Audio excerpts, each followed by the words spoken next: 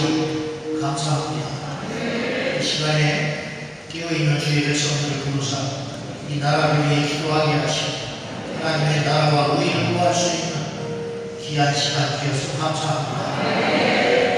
우리가 대단한 사람들이 아니라 예수 그리스도를 구주로 믿는 순전한 사람, 남이 보지 못한 걸 먼저 봤다는 이유, 남이 듣지 못하는 주의 음성을 들었다는 이유, 이 시간에 저희가 와 있습니다. 하나님이 기도회가 하나님께 상달되는 강력한 기도회가 되게 하시고 이 시대의 역사를 바꾸는 기도회가 되게 하여 주옵소서. 하나님을 붙들어 주시고 우리 주님은 홀로 영광 받아 주옵소서. 말씀하여 주옵소서. 우리 주님의 이름으로 기도 올려옵나이다. 할렐루야.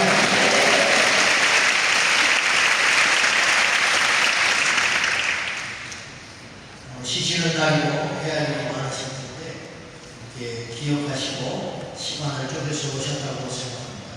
오늘의 이 기도회가 하나님께 큰 의미가 있는 날이라고 믿습니다.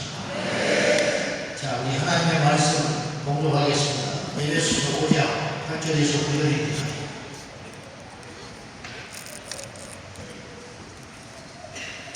5장 8절과 9절 우리 합독하실까요? 자, 다 같이 시작. 너희가 선행의 어둠이여 너희는 주 안에서 빛이라 빛의 자녀들처럼 하라. 빛의 모든 사람과 의로움과 진실하게 이루라. 아멘. 우리가 종종 이런 국가를 위한 기도회나 모임을 이렇게 하시지 않습니다. 이렇게 할 때 여러분들이 이게 무슨 의미가 있을까?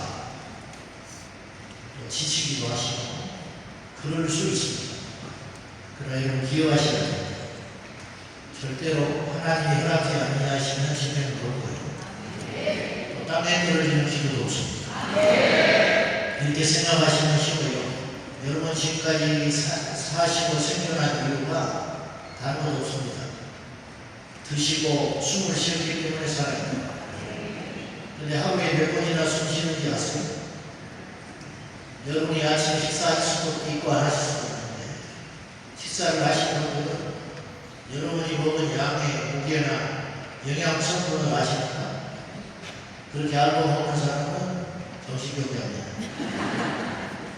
없어요. 근데 한 가지 분명한 건 배가 고팠고 먹었고 살았다는 것입니다.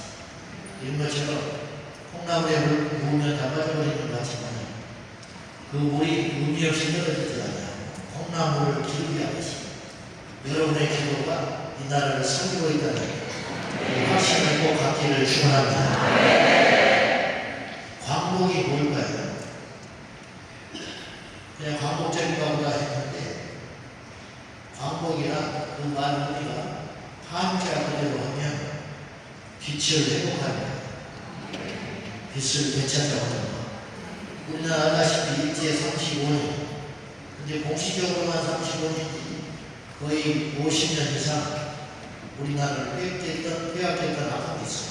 수치 쓰러졌어요. 우리나라 국권을 뺏겼습니다. 자원을 순환받았습니다. 우리가 농사짓는 우리가 먹지 못했어요.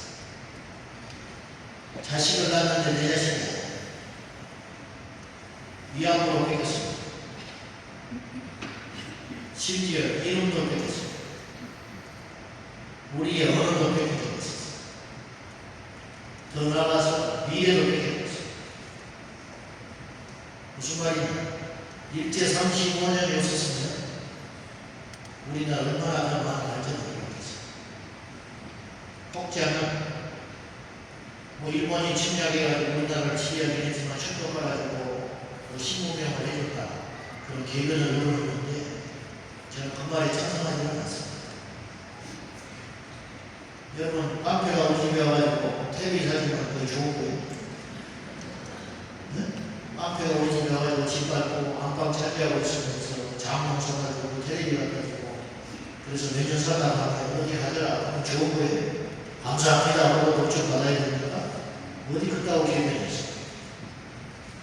말이 안 되는 소리지. 상식적으로. 근데 어디 이 땅을 침략하고 지배한 나라가 일본만 있었겠습니까? 여러분, 독립문이 왜 세워졌는지 아세요? 독립문이 일본에서 해방된 걸 기념해서 세운 독립문으로 생각하는 사람들이 있더라고요. 독립입니다. 독립문은 기원이 이거예요. 일본에서 독립을 기념해서 세운 게 아니고, 독립문은 청일 전쟁 이후에 청나라가 일본에 패배를 합니다. 그 전에 400년이 넘도록 조선 땅은 청나라의 눈치를 못 살았어요. 그래가지고 병자 호란으로 400년 동안 왕이 나와서 땅에다가 세 번째라고 머리를 쳐박고 힘이 없습니다. 중국에서 사신이 오면 벌벌벌 떨고 그 사신이 해결하는 걸 다 했습니다. 비단 마피를 주라 마피를 주고 전쟁 치러야 되니까 말 마피를 들어달라고 말 만마리 해줘야 되고 천여 삼천명 조공으로 갖다 바치고 그런 치료의 역사를 400년 겪은 거예요. 그런데 청나라가 힘이 없어져서 조선 땅이 비로소 독립을 하게 됩니다. 그래서 1898년에 2년 동안 우리 국민들이 낸 성금을 가지고 2년 동안 봉사해가지고 청나라에서의 독립을 기념하여 세운 탐이 독립문이라고 합니다. 그러니까 일본이 하나겠죠. 일제 서슬 거라는 것에 독립문을 일본에서 해방을 위한 거라고 세우다 했겠어요. 상식적으로. 청나라에서 해방된 것을 기념하여 세운다고 하니까 일제가 허락을 해가지고 지은 거예요. 그것이 그렇지 않게 독립문 세우고 뭐합니까? 1904년 한일의정서를 강제 체결하고 1910년 한일합병을 통하여 우리나라의 국권을 완전히 빼앗겨버리고 말았습니다. 상식적으로 우리나라는 없어졌어야 돼. 나도 대한민국 국민이지만 자주 하지 않는 게 아니고 생각을 해보세요. 우리나라가 그 세계 열강 주요 국가에서 미국은 정말 복잡한 나라예요. 미국은 국가도 강하고 자원도 풍부하지만 세계에서 유일하게 자원, 석유, 에너지 자원과 식량 자원을 자극할 수 있는 나라는 미국밖에 없습니다. 우리나라도 90% 식량 수입해서 합니다. 지금 한 방울 안 나요. 미국이 석유 없는 나라가 아니에요. 중동에서 살았었는 이유는 자기 나라 갖고 있는 석유를 아끼기 위해서 만일의 사태를 대비해서 아끼고 있는 부분이지 미국이 세계 제1의 산유국가라는 거예요. 그리고 싼 노동력을 갖춘 멕시코가 있고 그 위에 캐나다가 자원이 풍부한 나라가 또 버티고 있습니다. 그리고 다른 나라가 침략도 못해요. 왜냐? 대륙하고 연결이 있지 않기 때문에. 그런 엄청난 보를 하는 나라가 미국이에요. 그러니까 미국은 군사력이 강하지 않다 할지라도 쉽게 돈 벌 수 있고 강한 나라, 이길 수 있는 나라가 아니에요. 그 태평양을 건너서 어느 나라가 가서 미국을 침략할 수 있었어요. 중국이 일본을 침략한 거잖아요. 과거에. 왜냐? 바다가 하나밖에 있어요. 만만한 게 조선 땅이었어요. 그처럼 조건이 좋은 나라들이 있다고 해요. 근데 우리나라는 지독히 복도 없어요. 우리나라는 대륙과 끝자락에 연결되어 있죠. 그래서 중국이 새롭게 나라만 세우면 우리나라를 훨씬 한탄거리고 침략했던 것입니다. 몽골 제국이 세계에서 유일하게 두 번째 패배한 나라가 있는데 우리나라를 못 이기고 못 잡아먹고 못 잡았습니다. 일본이 우리나라를 얼마나 많이 침략했습니다. 그래서 우리나라 역사가 정신적으로서 기원 후, 그러니까 지금 한 2000년 됐잖아요. 그 전에 역사는 잘 몰라요. 우리나라가 약 1000번의 침략을 합니다. 2000년 동안 1년에 한 번꼴로 크고 작은 전쟁을 치다가 대합니다. 상식적으로 잡아먹히든지 없었든지 혈통이 성적으로 해야 하는 나라입니다. 그런데 이 나라가 이렇게 작은 나라가 세상만 보면 무슨 깜다고가 있어서 이렇게 살아가는지 이해가 안 가요. 연구할수록 이해가 안 가요. 세계에서 유일하게 일본을 깔보는 나라가 대한민국. 외놈이라고 합니다. 중국을 짱깨놈들이라고 합니다. 깨놈이라고 깔보는 나라가 세계에서 대한민국 우리나라밖에 없다. 도대체 어디서 나온 거야? 죽음은요, 일제의 청일전쟁 이후로 침략을 받아서 그렇게 압제를 받았는데 독립운동했다는 역사가 있어. 그 큰 나라. 우리나라는 그 작은 나라가 작은 인구를 가진 나라들이 얼마나 끊임없이 일본을 괴롭히고 독립운동을 하겠다. 심지어는 16살로 소녀가 태극기를 들고 독립운동을 앞장서서 나가니까 이 나라가 보통 나라는 아니야. 그러나 이 모든 걸 제압하고도 우리나라는 5천년 역사를 유지할 수 있었던 이유는 무엇인가 지금 생각해보니 하나님의 은혜입니다.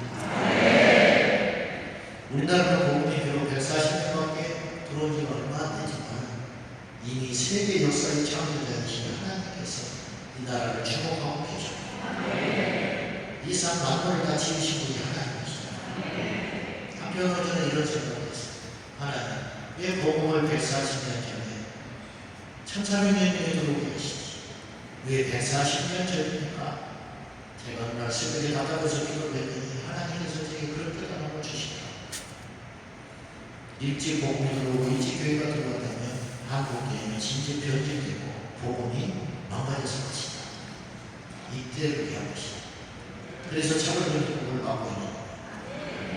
외국의 기독교국가는 전부 차별교육을 수용하고 동성애를 허용하는 나라가 됐습니다. 시간이 흘러서 변질됐기 때문에 저는 140년밖에 안 됩니다. 복음을 전해는 140년밖에 안 된 그것도 하나님의 뜻입니다. 그리고 마지막 날에 영적 전사를 세우고 그렇기 때문에 마귀는 모든 에너지와 모든 공격을 우리 대한민국에 쏟아붓고 있다. 저는 그렇게 생각합니다. 소위 말하는 국공이 아니고 영적인 지형들을 보면 그렇더라 이 말이에요. 그러면 제가 오늘 묻고 싶은 것은 오늘 우리가 8.15 이렇게 80주년 뜻깊은 해라고 하잖아요. 우리나라의 진정한 강국은 맞는가 하는 것입니다. 저는 미완의 강국이라고 생각합니다. 아직 완성되지 않는 강국이다. 그 이유는 진정한 강국이라 하면 이 나라의 빛을 회복하는 것입니다. 광복 1945년 8월 15일 광복절을 맞이했지만 연이어서 북쪽은 소련과 중국 공산당의 신탕시련을 받은 공산주의 국가가 탄생했고 남쪽은 미국과 서방민주주의의 진영을 지원을 통해 온 민주주의 국가가 탄생했습니다. 이것은 또 다른 분란과 또한 반토막난 광복의 시작이죠. 마침내 5년 후에 6.25 동란이 필연적으로 터질 수밖에 없습니다. 그날 이후로 우리나라는 70년이 넘도록 반토막난 상태로 여기까지 오고 있습니다. 그런 의미에서 저는 진정한 광복은 아직 보지 않았다. 반쪽 광복, 그것만 이루었다고 생각합니다. 그러면 진짜 광복은 뭐냐? 첫째, 남과 북이 자유민주주의 국가로 통일되는 그날이 진정 우리 민족이 빛을 되찾는 날이라고 저는 믿습니다. 남과 북이 하나님, 그것도 어둠으로 하는 것이다. 저 북쪽에는 어둠이 지배하고 있잖아요. 어둠이 지배한 지 1945년부터 어둠이 지배하고 80년 동안 광복이 아니었어. 알고 가죠. 형제가 저렇게 어둠에 쌓여 있었던 거예요. 그러면 진정한 광복은 아니죠. 이게 비극의 씨앗이었어요. 완전한 광복이 안 되고 백두산이 우리 영토가 되고 북녘 땅에 우리가 되찾은 그날까지 우리의 광복은 오지 않았다. 이념과 사상 그리고 언어와 마음이 한민족의 얼과 자유와 민주주의 정신으로 하나 되고 행복되는 그날이 진정한 광복이라 할 수 있습니다. 그런데 어느 날부터 이 나라는 통일이라는 말이 사라지고 있습니다. 우리의 소원은 이 노래 부르는 것 같았어요. 우리 아이들이 이 노래 부르니까 이게 심각하다. 우리 아이들이 이 노래를 부르니까 이제 앞으로 이 노래가 교과서에 없습니다. 부르지 않지. 우리는 급히라도 부르고 우리 젊은 세대들에게 통일 필요하냐고 물으면 70% 이상 필요가 돼요.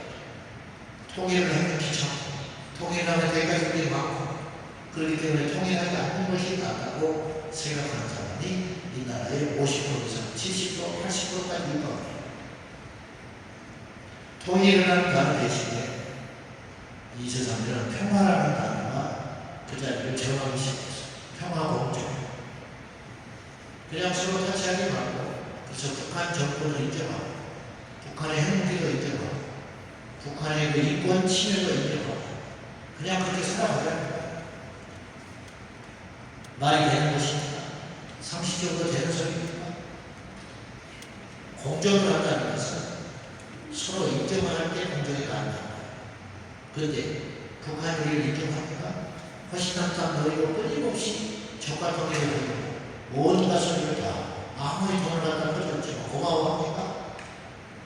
공장 세워지고 고마워합니까? 우리가 어마어마한 자원을 쏟아부어주고 고마워합니까? 한 번도 그럴 적이 없습니다. 그런 어둠의 자녀들과 어떻게 공정이 가능합니까?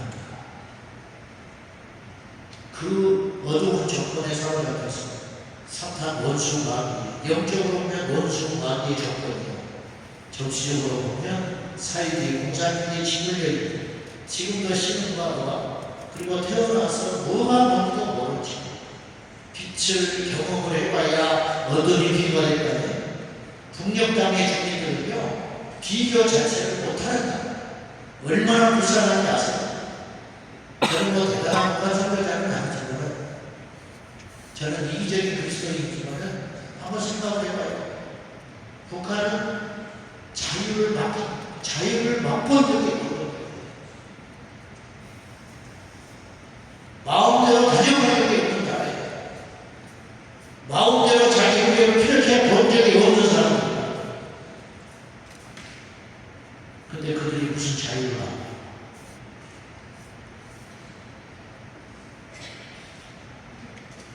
그 사람들은 수십 년 집가지고 집단 세뇌를 당해서 심지어는 제가 어느 영상에 보니까 탈북을 했어요. 너무 힘드니까 탈북했을 거 아닙니까? 좋으면 탈북했겠어요. 목숨 걸고 탈북했잖아요. 일가족이 탈북해가지고 중국을 거쳐서 탈북에 들어왔다.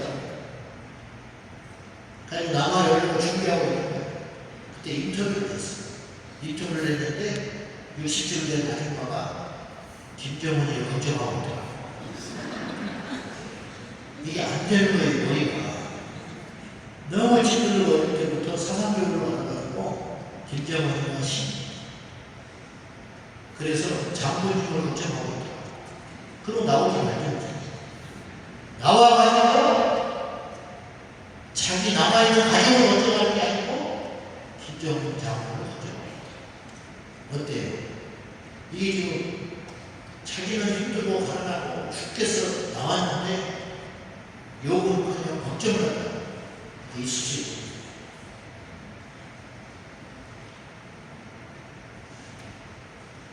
그렇게 그런 상태로 남과 우리 그냥 그런 대로 잘 사는 게 이게 우리의 과제가 아니고 우리 남한 땅에 복음으로 인하여 빛이 들었으니 이 빛을 전달할 의무가 있다고 믿습니다. 빛으로 통일되고 자유로 통일되고 그것이 진정한 과거다. 이렇게 믿습니다. 두 번째, 진정한 과거는 모든 외세에서 휘둘리지 않는 자유국가가 되는 것이 과거의 날이에요. 지금 이 나라는 지금 어떠세요? 언제부터인가? 예전에는 그런 것들까지는 아니었는데 요새는 상식적인 것까지 걱정을 하는 세상이 됐어요. 상식적인 것. 무슨 말이냐면 우리 얘가 동성애에 빠지면 어떡하지? 우리 얘가 마약에 빠지면 어떡하지? 이거 옛날 우리 이런 걱정 안 했거든요. 저거 공부 못해가지고 저거 어떡하나 그런 걱정했지. 근데 지금은 이제 그런 걱정이 아니고 더 말도 안 되는 걱정을 하는 세상이 됐어요. 말도 안 되는 걱정.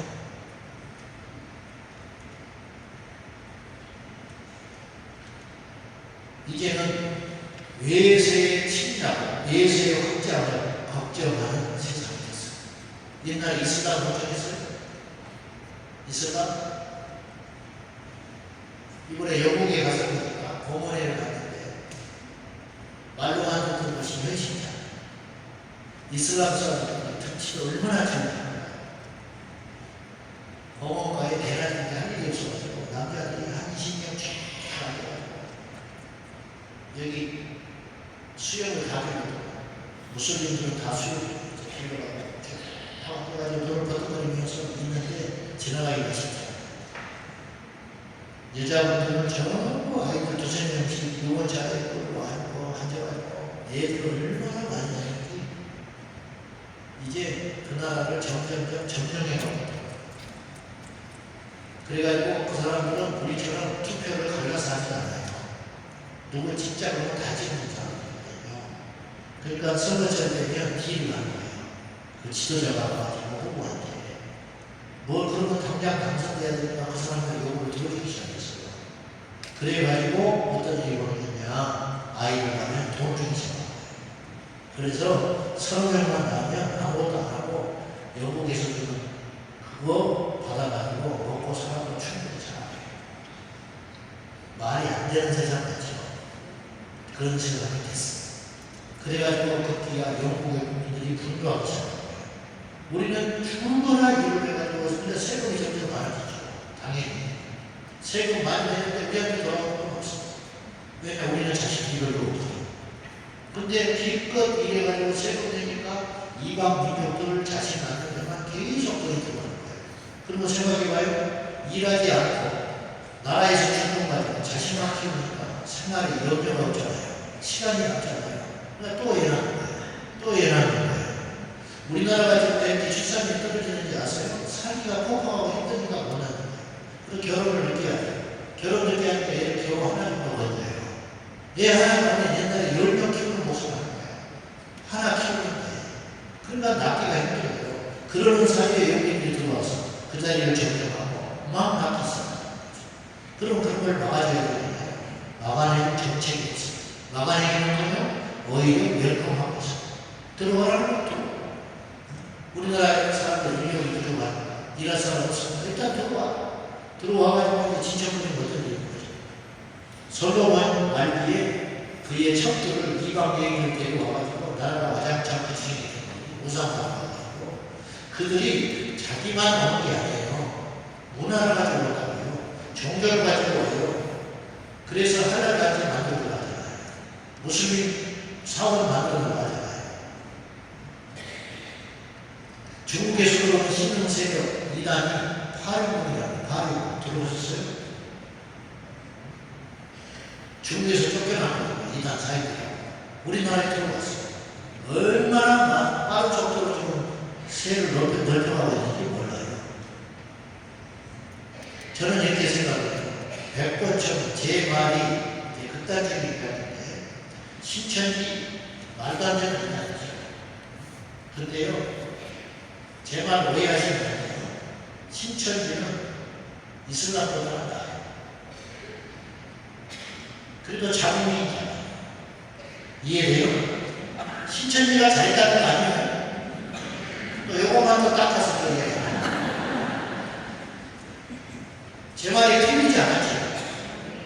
좋은 이야기는 아니지만 틀린 말은 아니에요. 근데 이 정도까지 왔다. 이렇게 말을 할 수밖에 없는 세상까지 왔다.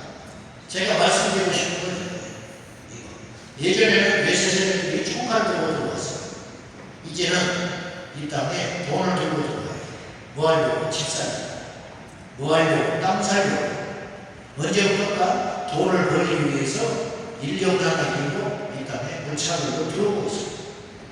저는 세력 정책을 하자는 게 아니라 상식적인 범위에서 생각을 하려는 거예요.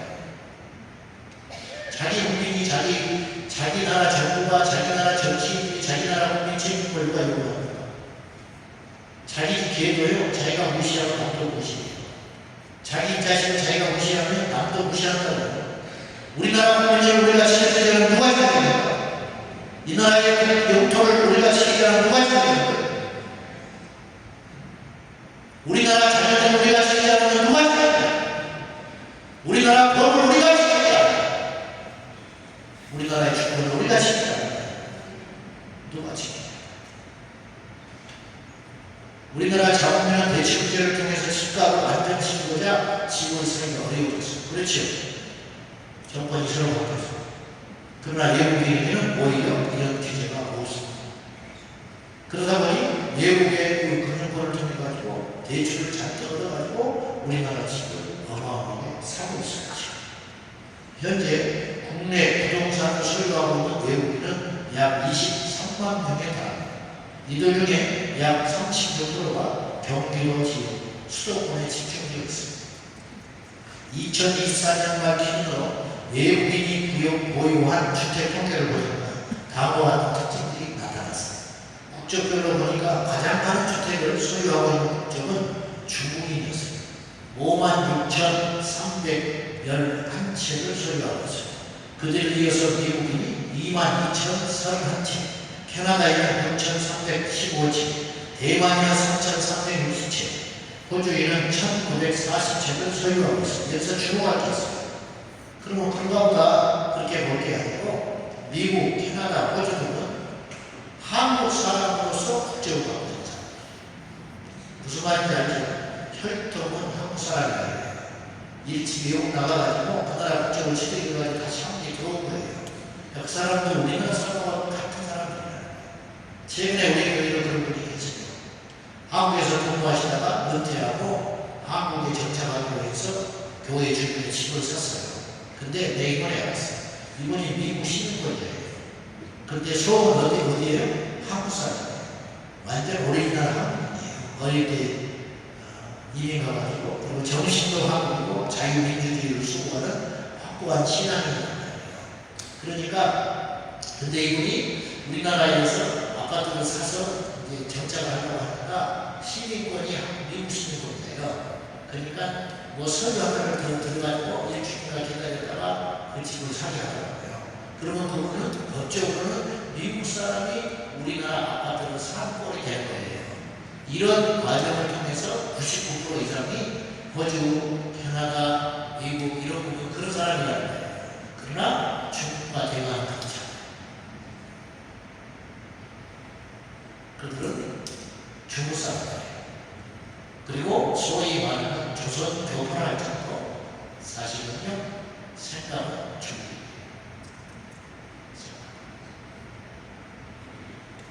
저는 차별을 하자는 거예요. 여러분 사람은 교육이 너무 중요합니다. 무슨 말이냐면 어릴 때부터 자유민주주의 사상 공부를 하는 사람은 그렇게 가요. 근데 저 같은 경우는 예를 들어서 공산주의 저 사람이 심취돼가지고 공부를 했으면 나는 사회주의 신봉자가 되는 거예요. 근데 중국에서 사상적으로 공부를 하고 자란 사람들은 속에 공산주의자가 되어 있어요. 그러니까 우리나라하고 맞아야 합니다. 안 맞지. 상식적인 이야기. 제주도는 더욱 심각해요. 레이저 시설과 체포동은 이미 중국 자국이 다 들어온 것이고 제가 몇 달 전에 중국을 제주도를 간 적이 있었어요. 어느 시설을 갔더니 거기서 근무하는 모든 종업원들이 다 조선족도 아니야. 완전 한족들이었어요. 그래서 한국을 잘 몰라요. 그리고 그 건물이나 그 안에 시설의 모든 기물들이 100% 차이가 있어요. 건물 형태부터 시작해서 물건, 그 안에 쓰고 있는 모든 것들이 다 중국에 있어요. 상황이 이런데도 불구하고 정부 정책을 자꾸만 위험한 정책들을 쏟아냅니다. 자국내 불이 외국인 특혜를 주는 정책들이 하루하루 하고 쏟아지고 있습니다. 외국인 불법 체류자들, 나는 합법적인 체류자를 말하는 게 아니라 불법 체류자. 그래서 미국 정부가 불법 체류자를 추방하는 거예요. 합법 체류자를 추방 못해요. 법적으로. 불법 체류자를 추방하려고 하는 한쪽이 일어났어요. 여러분 도둑놈을 잡지 않는데 왜 일어납니까? 사기꾼을 잡지 않는데 왜 반대해요? 어떠세요? 정식 체류자가 아니에요. 자격이 돼서 일정한 기간이 지나서 취득한 자가 아니고 불법 체류자. 우리나라 불법 체류자가 얼마나 들어있는지 몰라요. 그런데 불법 체류자들이 대낮에 경찰에 비호하여 시위를 합니다. 곳에 수백 수천에 모여 종교 예식을 하고 그걸 우리가 낸 세금을 가지고 경찰들이 보호를 해주고 있습니다. 아까도 말했지만 중국의 파병부 이슬람 할랄단지 조서 이거를 특히 여기다가 할랄단지를 만들라는 거예요. 나라에서 세금 싸게 모시고 객다 가질 테니까 할랄단지를 만들라. 왜? 그래야 경제가 살아나잖아요. 그래서 경제가 살아난대요.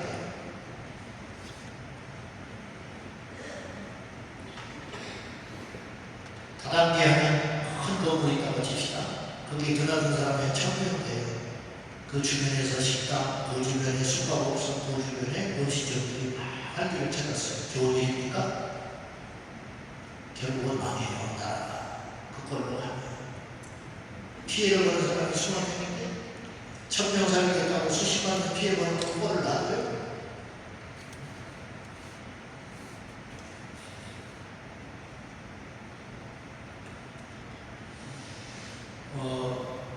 이번에 이제 영국과 석교 목사님을 만났는데 이분이 거기서 이슬람하고 마찬가지로 석교를 하는 거니까 수년 전에 제주도 예배에 불법 체류자들 500명까지 왔어요. 걸렸잖아요. 뭐라고 그러지 아세요? 그들이 노동자가 아니라 성교사 이슬람 성교사. 그래가지고 한국에 오면 이태원에 와서 전도하거든요. 일부러 무슬림들하고. 그래가지고 감독님 쪽으로 그런데 너 여기 돈 벌러 온 거 아니지? 너 이슬람 선교사들한테 어떻게 알아요? 그 사람은 돈 안 벌어도 돼요. 뒤에서 깜빡하게 오일머니들이 밀어준다고요. 돈 벌러 온 사람들이 아니라는 거예요. 그러니까 제주도에 온 예비단들이 나이키 30만 원씩 들어와야죠. 남매이 나이키 30만 원 어떻게 신고 들어와요? 그리고 무슨 돈이 있어서 거기까지 들어옵니까? 무슨 경비를 가지고 진짜 남매는 들어오지도 못해요. 어려워서. 우리나라 어려운 사람들이 미국 갈 수 있겠어요? 무슨 소리 와요? 지금 당장 삼시세끼 해결을 못하는데 이런 모든 것들이 바로 광복대에 대한 증거라는 거예요. 빛이 있으면 이런 안 생겨야 한다는 거예요. 생활처럼 자유, 민주주의를 기반으로 한 모든 법과 정치, 법률, 교육, 경제, 사회 전반에 따른 정책들이 자리를 잡아야 진정한 광복이 갈 수 있습니다. 믿습니까? 빛은 밝은 것입니다. 빛은 모든 사람을 살립니다. 빛은 유익한 것입니다. 빛은 상식적인 것입니다. 그런데 사람들을 감시하게 만들고 언론이 침해를 받게 되고 집회와 표현의 자유가 억압을 받는다면 그건 빛이 아니라 어둠의 나라가 된다는 증거인 것입니다. 이런 측면에서 볼 때 1945년 8월 15일 광복절은 광복의 시작의 시작할지는 모르지만 광복의 완성은 아니라고 감히 말씀을 드리고 싶습니다. 빛을 회복할 것이 광복이라고 그랬죠. 그렇잖아요. 광복. 빛을 되찾는다, 회복한다. 그런 말이죠. 그것을 광복이라고 할 텐데 첫째, 죄에서 해방되는 것이 진정한 광복이라고 믿습니다. 죄와 어둠은 같은 말이에요. 여러분, 밝을 때 죄 짓는 사람은 거의 없어요. 어두울 때 죄 짓지 않습니까? 도둑질을 대단히 합니다. 밤에 하죠. 심령이 어두워지면 커튼을 쳐버리잖아요. 그렇지 않습니까? 경계가 어두워지면 옷 색깔이 어두워진대요. 시커먼만 옷만 입고 있잖아요. 이건 틀림없으면 사회학적 현상이라고 해요. 경제가 어려워지고 건박제를 치면요, 사람들의 옷 색깔이 어두워지면 사회적 통계가 있어서 그건 사실이에요. 그러니까 죄와 어둠과 슬픔, 이게 같이 가는 거거든요. 이거 모든 불이, 더러움에서 해방되는 것이 진정한 광복이에요. 사람들이 겪는 모든 고통, 무질서, 시끄러움에는 그 죄가 그 중심에 있는 것입니다. 죄에서 떠나는 것이 광복이에요. 죄를 떠나게 힘은 떠나게 하는 힘은 복음의 능력밖에 없어요. 제가 예수 안 만났으면 되지 않습니다. 저도 이기적으로 살아요. 나라 꼴에 주님이 완전히 내 욕심만 챙기고 내 가정만 챙기고 내 건강만 챙기고 내 노후만 챙기고 살아가야 속물에 대부분이 그렇게 살아요. 많이 배운 사람도 그렇게 살고 선하고 착하다고 스스로 얘기하는 사람도 그렇게 살아요. 저는 복음이야말로 빛이라고 했습니다. 이 땅에 140년 전에 빛이 들어온 거예요. 그래서 어둠이 떠나기 시작합니다. 죄의 사슬이 끊어지기 시작합니다. 어쨌든 사람들이 정직하게 돌아오게 되고 알코올 중독자들이 술을 끊게 되고 음란했던 사람들이 정죄되게 되고 자기밖에 모르는 사람들이 주변을 생각하게 되고 이런 힘이 어디서 온지 아십니까? 바로 복음의 능력에서 왔다는 거예요. 이 나라가 복음으로 하나님, 이 나라가 복음으로 돌아가는 것, 그 나라가 진정한 광복의 날이라고 믿습니다. 두 번째는 하나님의 복도와 말씀이 통치하면서 사는 것 광복입니다. 세계 지도를 펴놓고 보십시오. 1등 국가는 개신교 기독교 국가입니다. 2등 국가가 카톨릭 국가입니다. 3등 국가가 불교 국가고 그 나머지가 바로 무슬림이나 다른 이방 종교를 섬기는 나라예요. 돈만 있다고 보자 아니라 여러 종류로 치안, 상식적인 것들, 교육 등등으로 비춰볼 때 개신교 복음이 들어간다는 꽃을 피웁니다. 말씀을 버린 나라를 망해있고 있습니다. 그것만 개신교, 교회만 있다고 해서 복음의 나라가 아니라고. 서구 기독교 세력들이 정말 뭐하고 있어요? 왜 그런지 아세요? 교회만 있는데 말씀을 가르쳐요.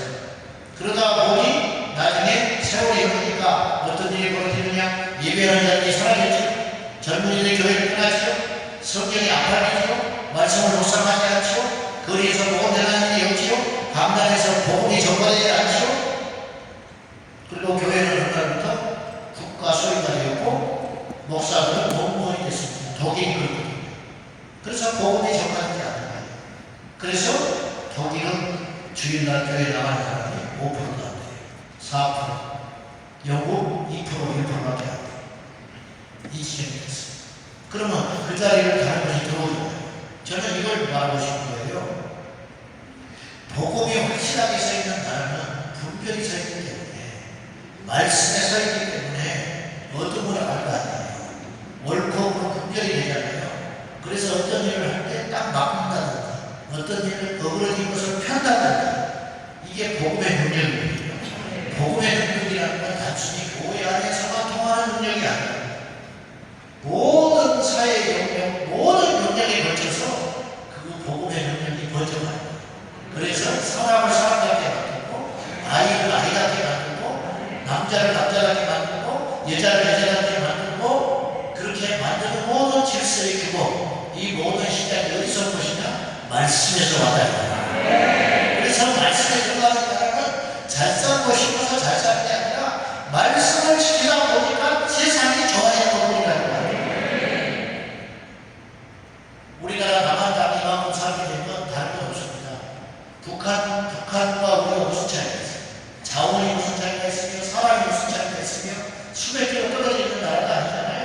다른 건 없습니다. 하나밖에 없습니다. 남한에는 복음이 들어갑니다. 북한에는 복음이 먼저 들어오긴 했지만 평양을 중심으로 동방의 예루살렘이라고 한양 복음의 꽃을 피웠지만 공산주의 무상국가가 되는 바람에 복음이 좁게 밀려와 남쪽으로 내려오려고 하잖아요. 그때부터 동양 땅에는 어둠이 임하기 시작합니다. 다른 건 없습니다. 60년까지 1960년까지 북한이 남한보다 GDP가 더 많았어요. 더 컸다고요. 그때 그때부터 역전됐습니다. 뭐 때문에 그럴까요? 우리가 그때보다 열심히 일해서 해서 그런가요? 북한 땅이 세계에서 제일 많이 노동하는 나라예요. 무슨 말인지 아세요? 이유는 하나밖에 없다. 여러분 다른 거 복잡하게 생각할 것도 없습니다. 복음으로 돌아가면 이 나라는 살아요. 말씀으로 돌아가면 살아요. 이 말씀에서 떠나잖아요. 백약이 뭐예요? 이걸 모르는 거예요. 정치. 이걸 리더들이 모르는 거예요. 여호와께로 돌아가는 사람들이 진다가 정치하니 다른 거 고민할 거 하나도 없었어요. 진다가 정치하니 망해버렸어요. 진도라니까 망하는 거예요. 가뭄이 망한 게 아니고